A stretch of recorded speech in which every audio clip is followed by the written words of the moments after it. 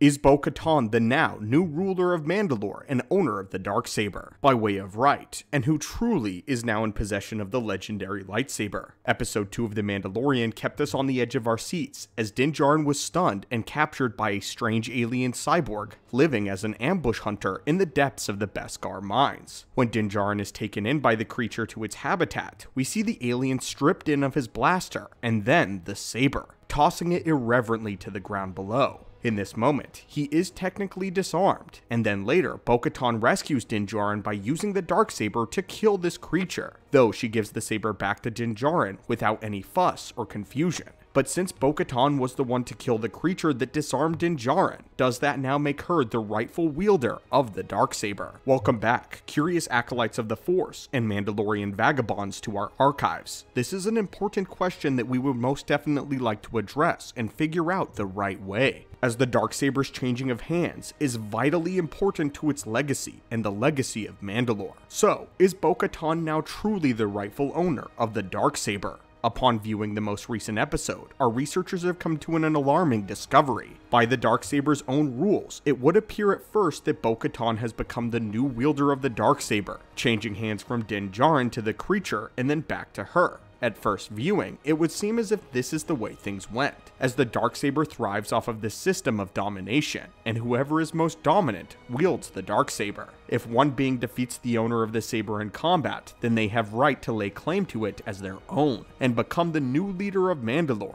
However, when taking a closer look, perhaps this is not truly the reality. To figure this out, we must analyze whether the creature itself actually won the Darksaber or not, as well as the terms in which a Darksaber can be passed. The thing about the Darksaber is that it has its own rules, and will act according to those rules. The Darksaber also seems that these rules play a very important role in how it chooses to be wielded. The thing is, claiming the Darksaber is not just a black and white concept. When the creature defeated Din Djarin, it was by an ambush. There is a chilling moment as to where we get to see the shots of all of the Mandalorian helmets strewn on the ground, indicating that this creature has already killed dozens of Mandalorians this exact same way. We believe that one of the most important aspects of claiming the Darksaber is that it must be won in ritual combat. If we look at the other time the Darksaber was claimed, the user was defeated and either killed or simply disarmed. It doesn't matter how the Darksaber is claimed, just that it is done by defeating the original wielder in single, honorable combat. If the old wielder is already dead, then it seems that anyone can claim the Darksaber afterwards, such as when House Vizsla claimed the Darksaber from the Jedi archives, since of course Tar Vizsla was already long dead by that point in time, and the Darksaber's allegiance lied with House Vizsla. But anyway, Din Djarin was not only not dead yet, but the creature never technically defeated him in single combat. What we mean is, the creature didn't defeat him one-on-one,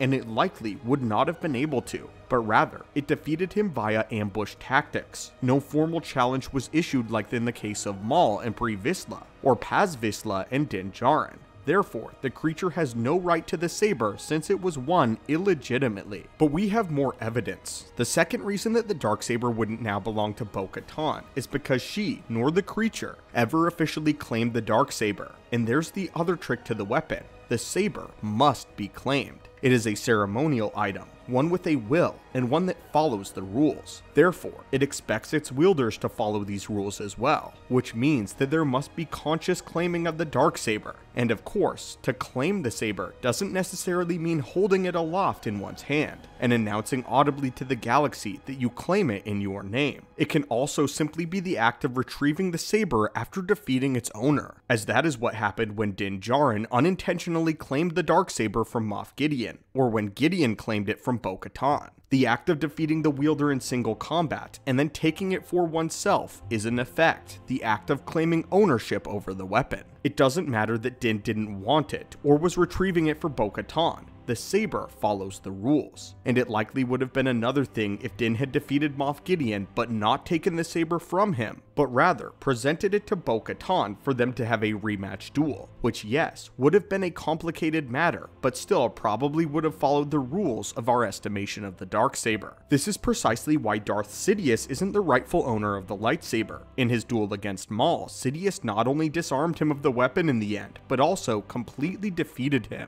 However, Sidious just left both of Maul's lightsabers laying there in the square, not bothering to retrieve them. We might say that this was because Sidious was in a hurry, or he had been out of the public eye as a Sith persona for far too long, and did not want to be caught. Or perhaps even that he did not even care to claim the Darksaber. Therefore, Maul was still the rightful owner of the Darksaber, and it could be given back to him as we saw in the Son of Dathomir comic run. By the same reasoning, we can also say that Sabine was able to claim the Darksaber because Maul himself abandoned it and left it unclaimed, leaving all of the claim that he had as a Mandalorian wielder, doing so by never touching the weapon and leaving it on Dathomir. All of this goes to say that unlike what many are theorizing, Bo-Katan is now not the rightful wielder of the Darksaber, as she still has the hurdle of needing to defeat Din Djarin in single combat in order to win it. Though, to me, it's a curious thing that Din doesn't agree to a formal challenge in order for her to claim the weapon. But with this also comes the major question: why hasn't Bo-Katan outright challenged Din Djarin for rulership of Mandalore and the Darksaber yet? Well, we believe that our answer was given to us in the last episode of The Mandalorian. Bo-Katan has become extremely self-aware. She realizes that the reason the Empire was able to destroy Mandalore so swiftly and efficiently was because of the constant infighting of the Mandalorian people.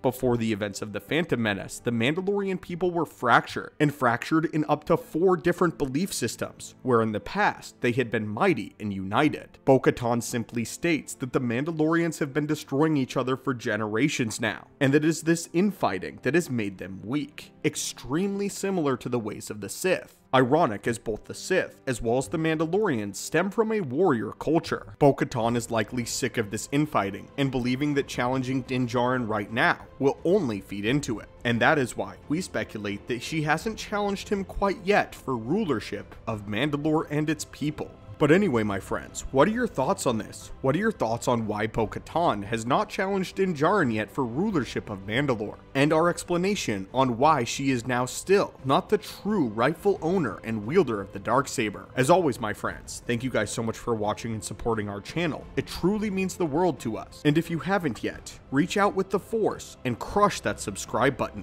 It is your destiny.